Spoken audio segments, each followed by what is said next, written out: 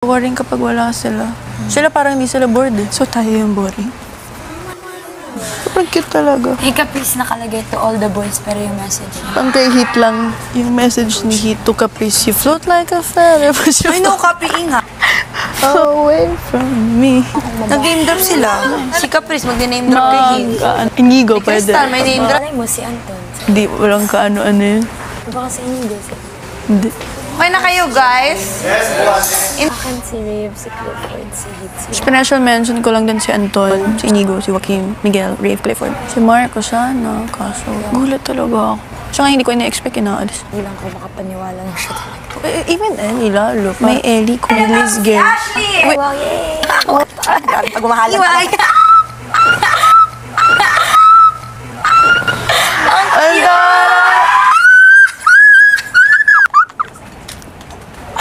Ang Grabe ba?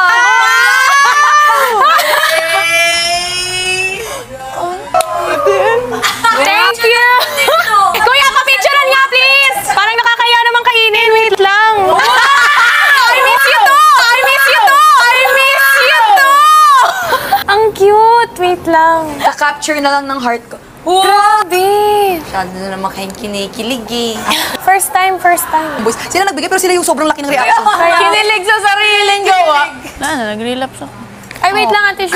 Idadagdag ako. Deserve niya na shout out! Grabe naman talaga itong PBB teens na to. Ang cute ng TY. Cute naman. Makasuntukin ko lang kayo sa sobrang bitter ko ngayon. Ako talaga, bitter. Pa-shout out si Princess. Ano to? Meron yung everybody. Ginawa na kayo ni Joaquin. Share mo na lang sa kanila. Ginawa ni Joaquin for you. Wait, sana po ulit pagdating ng takdang panahon, Lord, magkaroon po ako ng samot na magde-date po kami sa Vatican.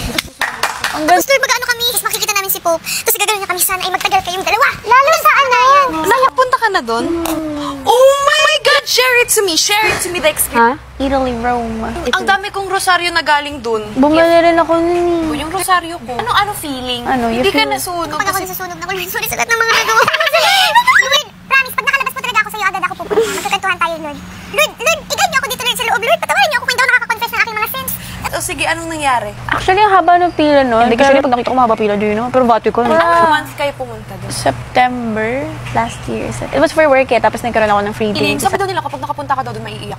Mapapa-repent ka talaga ng mga kasalanan. Yun, sinanong ka lumingon. Ano yung sculptures na ano ka talaga? Sobrang laki. Yeah, pero... Pero nakapag-mass kayo doon? Hindi.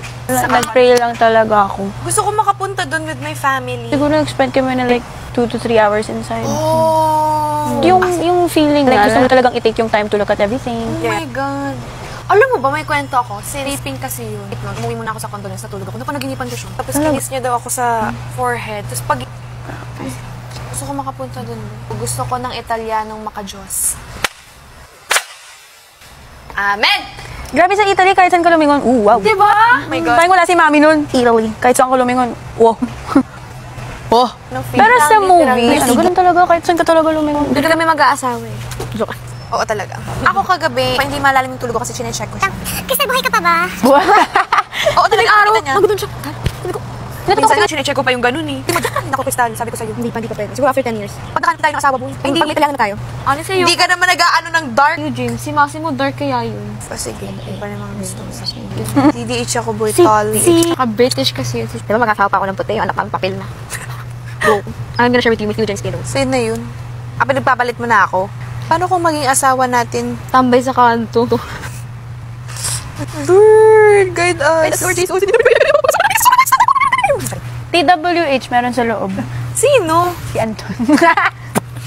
Ikaw ba, Sophia? Sige, single ka muna. Single naman talaga. Ay, walang someone else. Okay. Ano yung type mo talaga? Physical tall. Kami 6-footer kami. Standard. Buti na lang 6'1" siya. Wow! Tapos, syempre gwapo. Yes. Wow. Maputi. Ayoko yung masyadong malalaking katawan. Gusto ko yung sakto lang. Yung Ako din. fit lang. Ayoko yung talagang...